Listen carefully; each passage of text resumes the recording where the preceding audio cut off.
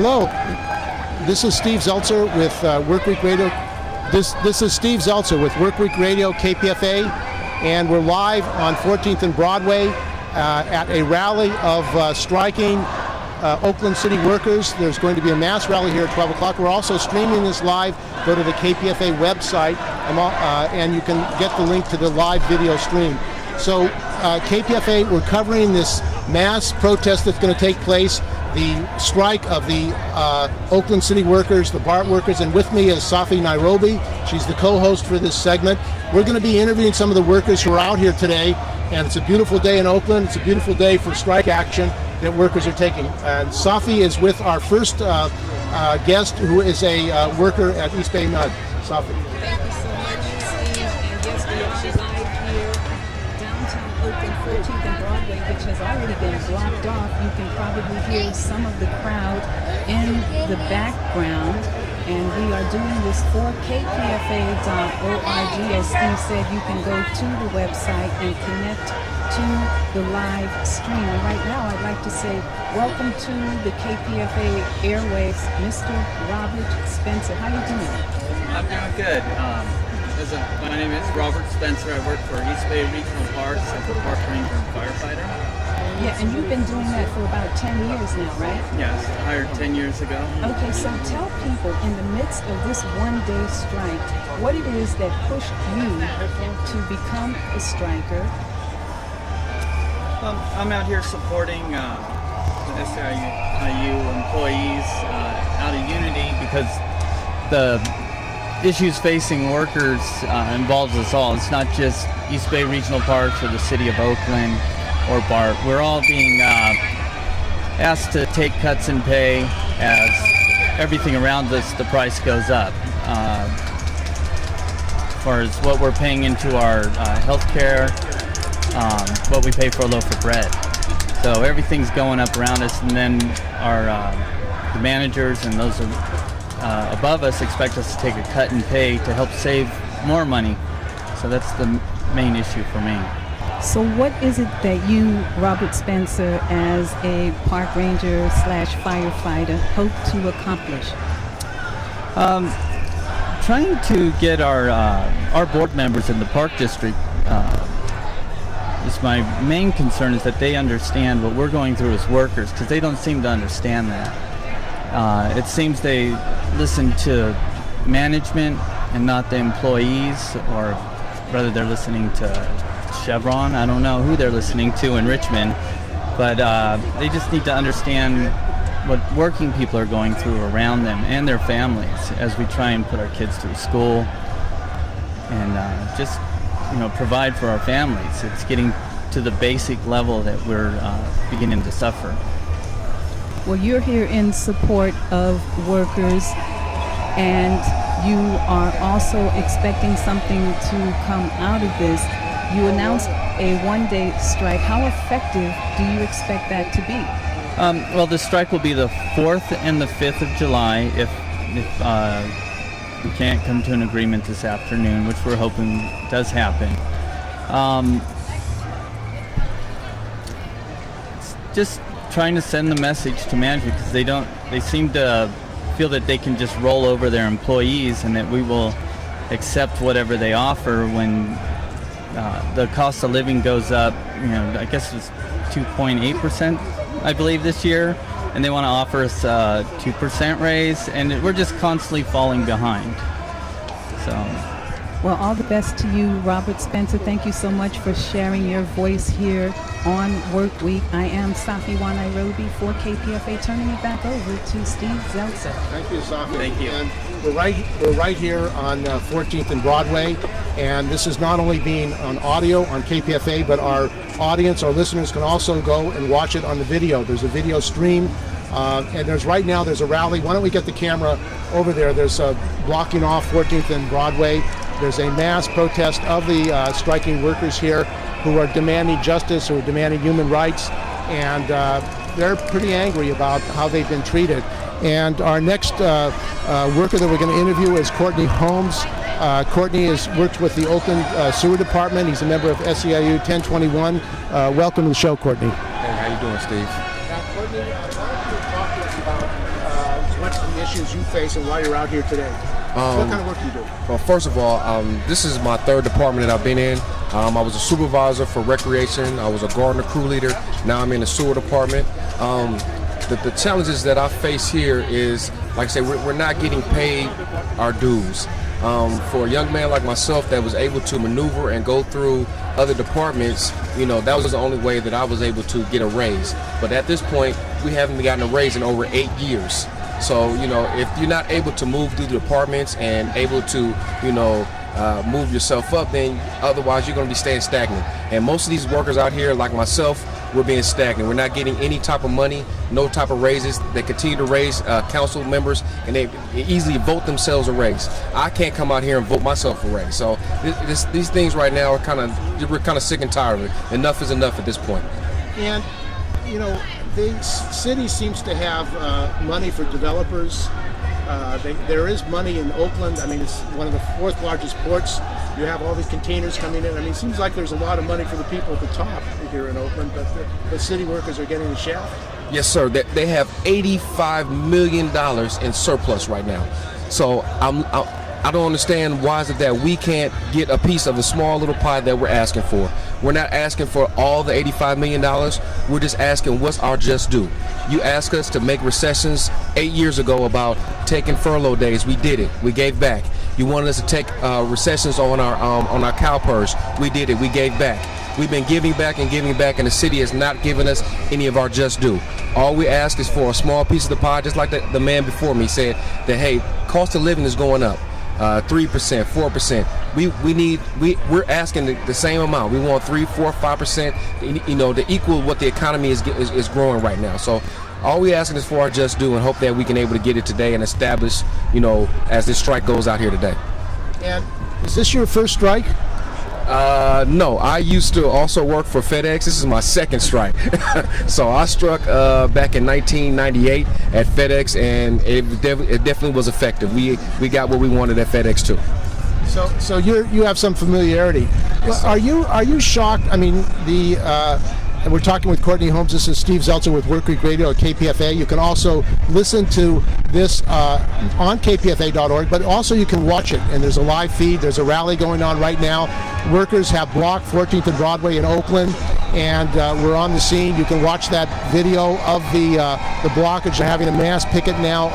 It seems like the city workers, the East Bay Park workers, the BART workers, basically they've had enough. They're getting really fed up and angry about the lack of respect, the lack of treatment that they have. Yes, Steve, and like I say, we're just it's enough is enough. We're tired of, like I say, taking recessions. We've been, I guess you want to say we're company people, because we've been giving back to the company, we've been giving back to the city, and they have not given us back anything. It's just all about take, and that's what I feel about this whole strike is about, taking, and we want us to get back at this point. Okay, well, thanks for joining us, and now you're going to probably go out there on the join the mass picket line blocking 14th and Broadway. So thanks for joining us, and we're going to go to some other guests. So thank you, and solidarity. Good luck on your struggle. Thank you, Steve. Okay, good.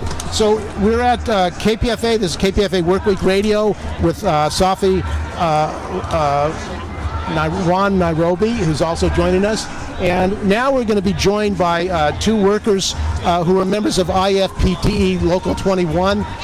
These workers have also joined the strike with SEIU 1021, and Safi's going to interview one of them, and we're going to find out what brought these workers out here today. What are the issues that they face? What are working people? So, Safi? Thank you, Steve. And right now I have here Mr. Jeff Levin. He's actually a spokesperson for Local 21, representing the administrative, technical, and professional workers. So welcome to KPFA's Workweek Radio, Jeff Levin. Thank you. So as the spokesperson for Local 21, what is it that you are vowing on behalf of the workers? Okay, we are out here today on an unfair labor practice strike. We have been at the bargaining table for 15 weeks now, and all the city has put in front of us is concessions. Our members have given up huge amounts of their wages over the last 5-6 years. They have taken pay cuts. They've lost to inflation. Their standard of living is now 3/4 of what it was back in 2007. And so they are asking to get at least some of that back. When the city was in trouble, our members stepped up and made contributions to help the city get through the recession. But the economy is improving now. The city's finances are definitely improving. Every time we turn around, the revenue numbers go up. We push them further. They announce a higher revenue number. There is enough money there, but so far they're not putting that on the table. And about how many people comprise the professional, technical, and administrative staff here for the City of Oakland? We represent about 800 people. That's engineers, accountants, analysts, a whole range of professional and technical people, IT people, so broad range of people throughout the city. And in terms of this strike happening today, I venture to say that all of those 800 staff members do not reside in Oakland. Many of them may have to use public transportation, and as we know, there's a huge other strike going on today. So how does that impact the workers and your fight on their behalf to ensure that they don't just get what they had during the last contract, but they get something comparable to allow them to function, live, and exist in the City of Oakland? Well, first of all, let me clarify that for the civilian employees of the City of Oakland, over half of them do live here in Oakland. Many grew up in Oakland. They live here. They send their kids to school here. They pay taxes here just like everybody else. So our folks are here, whether they live in Oakland or elsewhere. They all came down here, some as early as 6:30 this morning. Our members are very, very upset with how the city has been treating them throughout these contract negotiations. People have been working much harder. We've lost about 20% of our staffing over the last 5 years, so people are doing more work for less money, and they're fed up and they're saying enough is enough. So one last question for you. If today's strike does not render what you all expect, what's next? Well, if this is not sufficient to bring the city to the table with a contract proposal that does not include concessions, then we'll have to take further action. That could be another strike, that could be other job actions, but our members are here to fight to win. All right, Jeff Levin, Local 21 spokesperson, thank you so much for joining us on KPFA Radio, Work Week Radio. Back over to you, Steve. Okay, thank you, Safi. And we're happy, KPFA is the only station really that can cover working people like we're doing here today.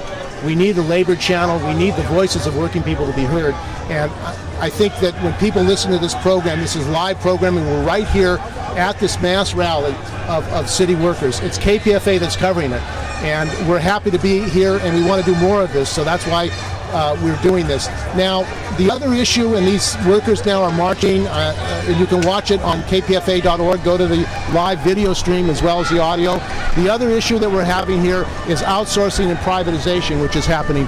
And also joining us is Sean Gillis. He's the political director of the Oakland chapter of IFPTE Local 21, and he's been fighting in the fire department against privatization, outsourcing, which is one of the issues. So welcome to the show, Sean.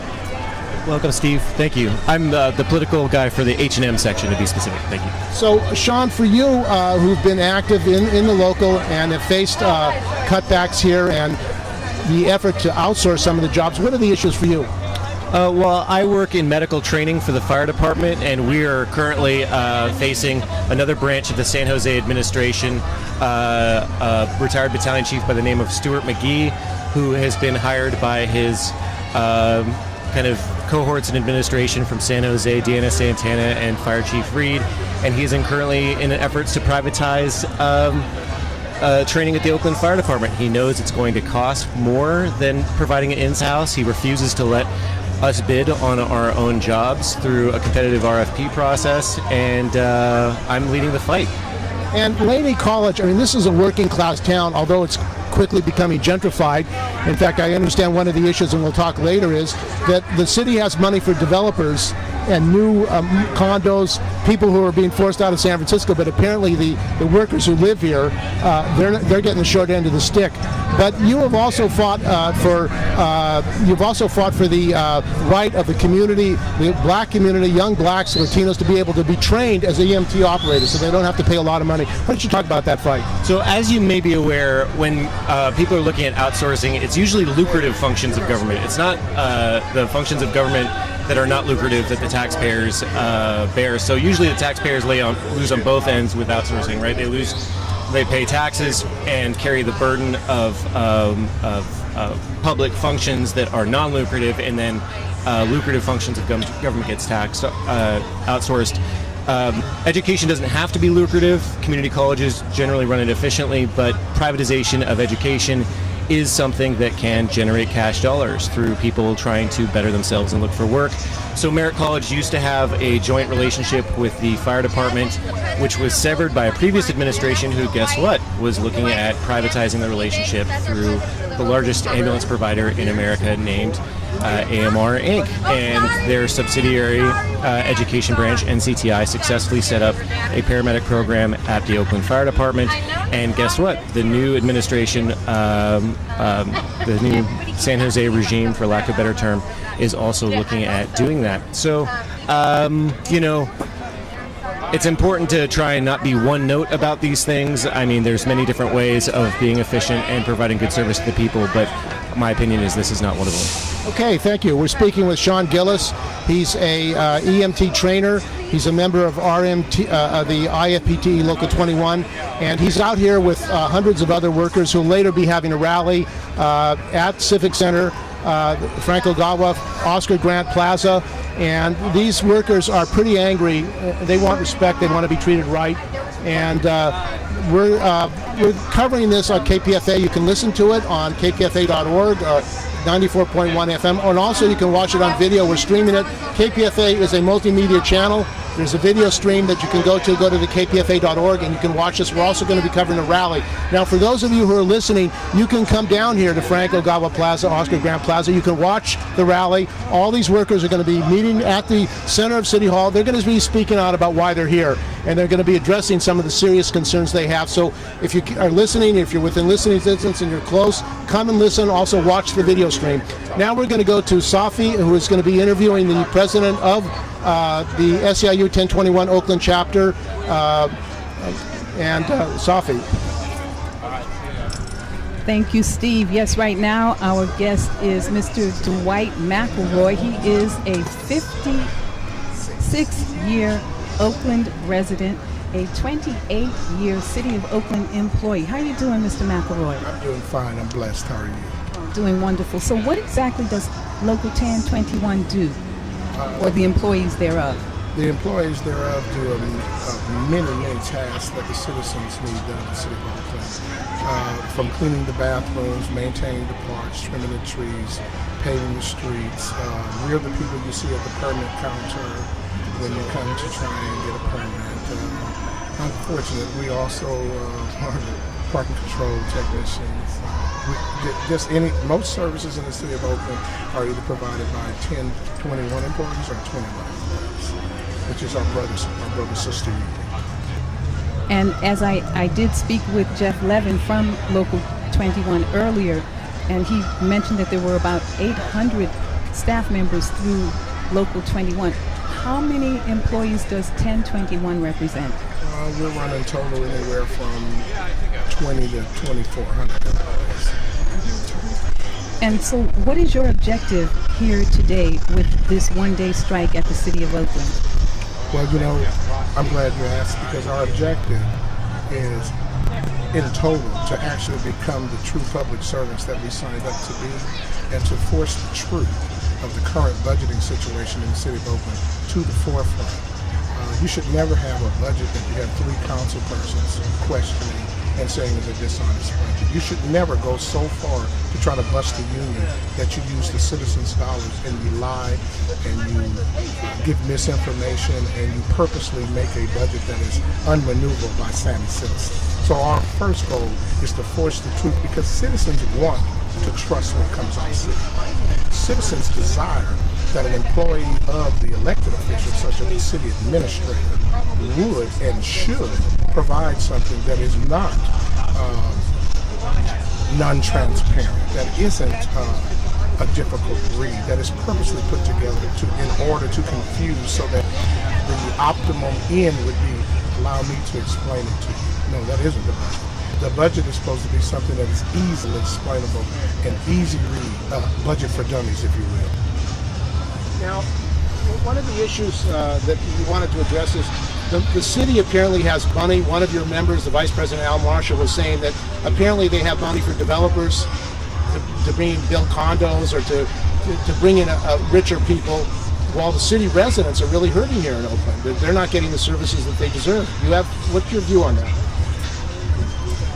My view on that is that whether that is well intended or not, at some point you have to realize that that has not been a plan thus far that has benefited the ultimate citizens of the city of Oakland. It has benefited a few contractors who have attached themselves, such as Ticks do the dogs, to City Hall and sip and basically siphon the blood, the lifeblood of the community out of the city. But these are words that are more or less a little too straight out and plain for people. So simply put, we have to build in a city infrastructure and administration that can be trusted, so that the citizen is not going to have time to go through the details and qualify everything that comes out of City Hall.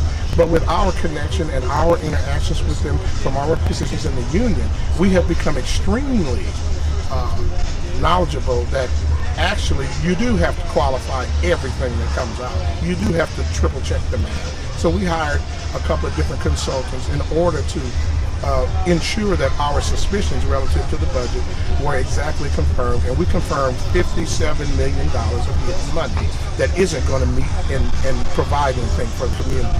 It's our obligation to ensure that information gets to the community. So Dwight McElroy, where is that $57 million going? That's what you're trying to find out. Out the back door at this point in time. I mean, when you have a budget that every time it's put together, you realize at the end of a budget cycle that you found $30-40 million. Well, you got to understand that $30 or $40 million could have benefited the citizenry up front during the beginning of that budget cycle. So it's either inept or dishonest. Take your pick. All right.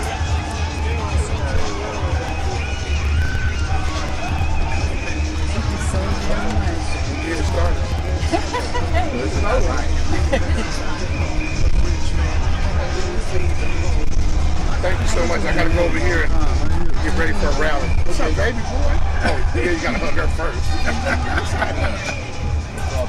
That's a soul. Okay, this is Steve Zeltzer with Workweek Radio, KPFA. You're listening live. Thank you for joining us today. And this is important because we have to break through the information blockade that we have in this country, where people are not really hearing the voices of working people, what's really at the ground floor going on.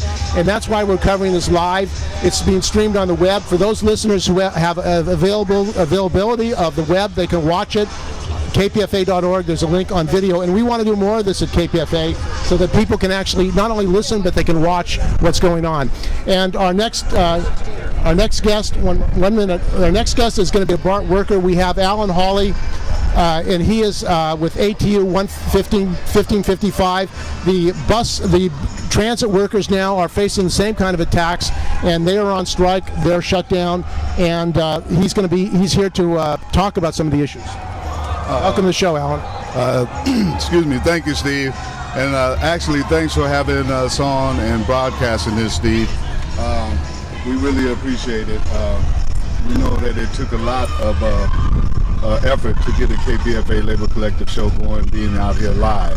First, as ATU 1555 rank and file member, I'd just like to apologize to the public for any inconvenience that may be caused by us having to withhold our labor as a last resort against the district. However, we as working class people, everyone deserves to earn a wage to live in the city which they do their work. And it reminds me of like 1946 when we had the last general strike, and it happened here in Oakland, California. Do you think that management is pushing towards that situation? Because it seems like in all these different agencies, they have the same attitude. We want you to give up everything you have. I mean, we're takeaways. Yeah, pretty much. Well, what's basically happened, and we spoke about this earlier, Steve, is that they forced us into this position. And it's like, this is a 2013 general strike happening now.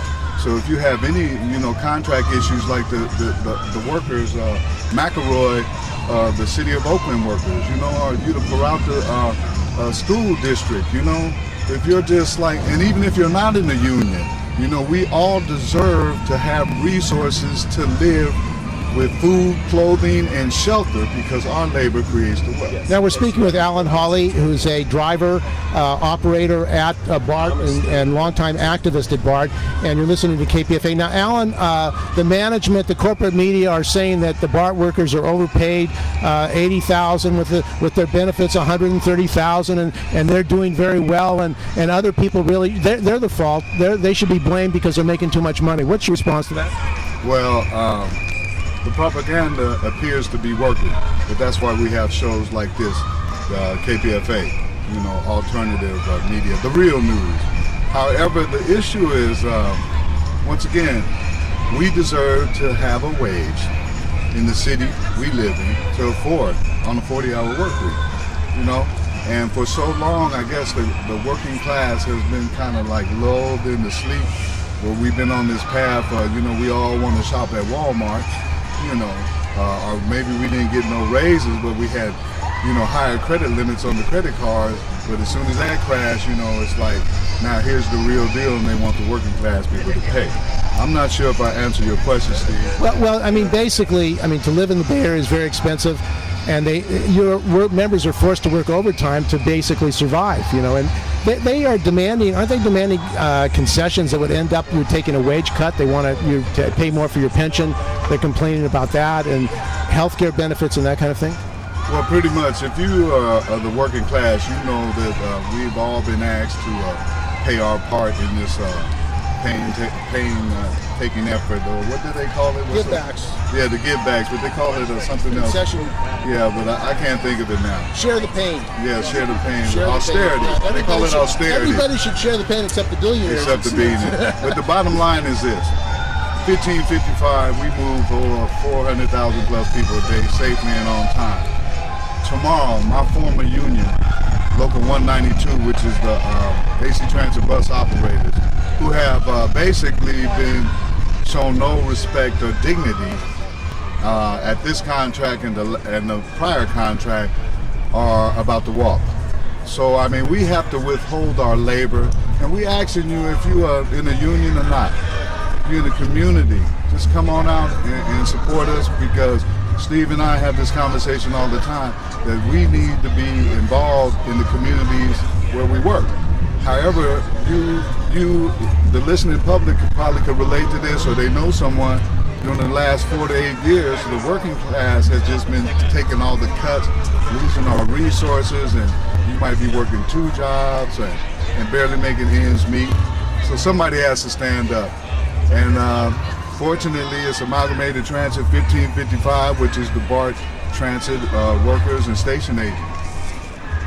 And I don't believe what they're telling me on television, that it's not that bad.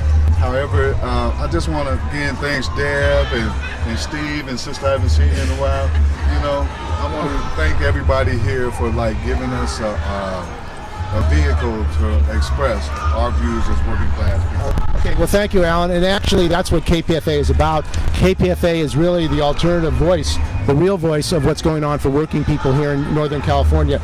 And that's why we need you to support it, listen to it, and watch it. Thank you, man.